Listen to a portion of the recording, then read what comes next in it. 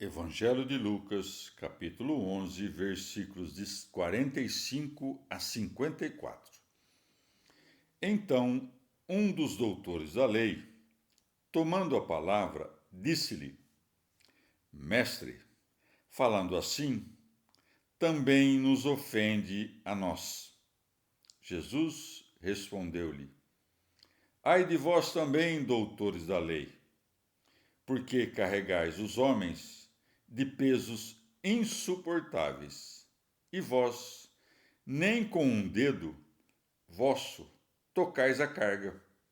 Ai de vós, que edificais sepulcros aos profetas, e foram os vossos pais que lhes deram a morte.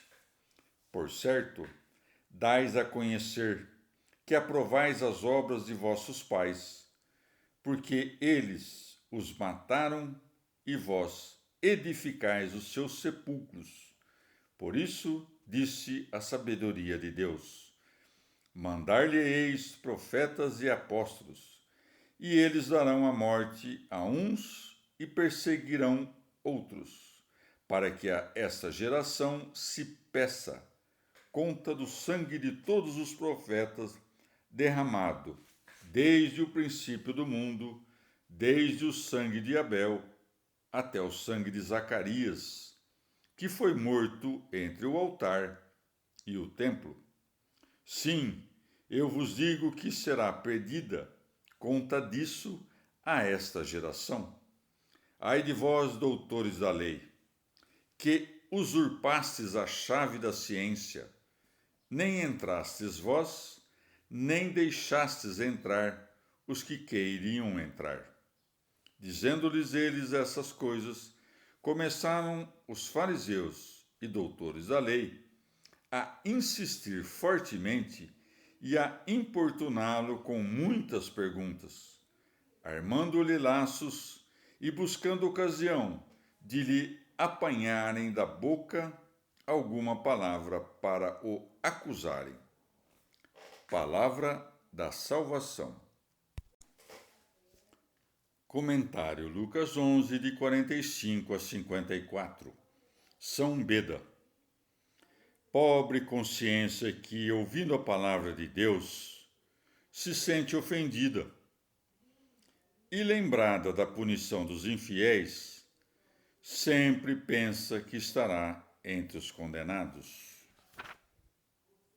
E bem mereciam ouvir que nem com um dedo seu tocavam a carga, isto é, que não cumpriam nem a menor parte da lei, cuja observação contra o costume dos seus pais eles se propunham cumprir e transmitir aos outros sem a fé e a graça de Cristo. Os judeus, para granjear o favor do povo, fingiam ter horror à infidelidade de seus pais e, por isso, honravam magnificamente a memória dos profetas que eles haviam matado pela própria boca, porém, atestam quanto aprovam maldade paterna, pois no momento em que conhecem o Senhor, prenunciado pelos mesmos profetas, cumulam-no de injúrias, daí que se acrescente. Por isso, disse a sabedoria de Deus: Mandar-lhe-eis profetas e apóstolos, e eles darão a morte a uns e perseguirão outros. Se, portanto, a sabedoria de Deus enviou tanto os profetas quanto os apóstolos, cessem os hereges de afirmar que Cristo passou a existir apenas no seio da Virgem. Deixem de pregar que um é o Deus da lei e dos profetas e outro o do Novo Testamento. Os apóstolos há de se admitir em seus escritos, a miúde chamam de profetas não apenas os que prenunciaram a encarnação de Cristo, mas também os que predisseram as alegrias futuras do reino dos céus. Sem embargo, não creio que tais homens devam ser colocados numa posição superior à dos apóstolos.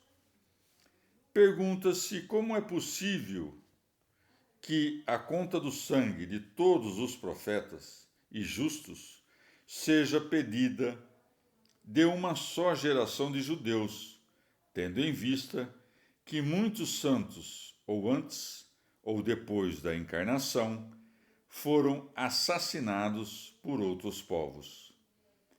É costume das Escrituras dividir os homens em duas gerações, uma dos bons, a outra dos maus. Que devam dar as contas do sangue de Abel, o primeiro homem que sofreu martírio. Não é de estranhar que essa conta, porém, se estenda até o sangue de Zacarias. Isto sim merece ser investigado, já que entre a morte de Zacarias e o nascimento de Cristo, muitos outros sofreram o mesmo fim, para não falar dos inocentes que foram massacrados logo após o nascimento de Cristo. A não ser que, já que Abel foi pastor de ovelhas, Zacarias sacerdote, e um foi morto no campo, o outro no pátio do templo, as duas classes de mártires, a saber, os laicos e os que se dedicam ao ofício do altar, estejam escondidos sobre esses nomes. Os próprios fariseus e doutores da lei dão testemunho de como é verdadeira a acusação de infidelidade, dissimulação e impiedade que ouvem da boca de nosso Senhor, visto que, em vez de voltarem os olhos sobre as próprias culpas, urdem emboscadas ao mestre, que lhes mostrou a verdade. Pois segue, dizendo-lhes ele essas coisas, começaram os fariseus e doutores da lei a insistir fortemente. Comentário Lucas 11, de 45 a 54. São Gregório de Nissa.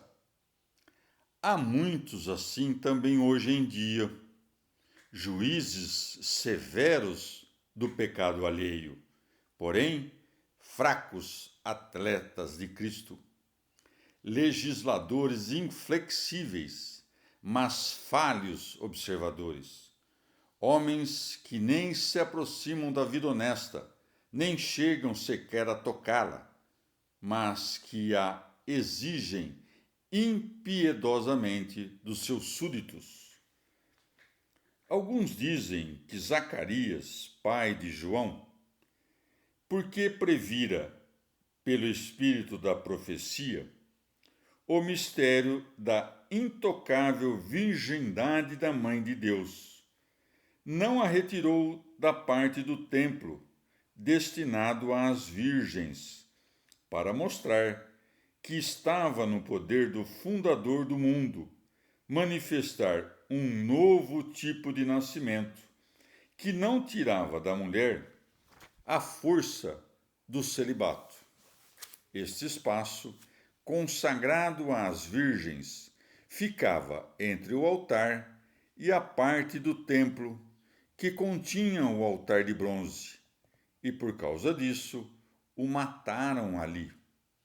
Dizem também que os judeus, quando ouviram que estava por vir o Rei do mundo, tiveram medo de ser subjugados e, com premeditação, investiram contra aquele que lhes anunciava seu nascimento, imolando o sacerdote no templo.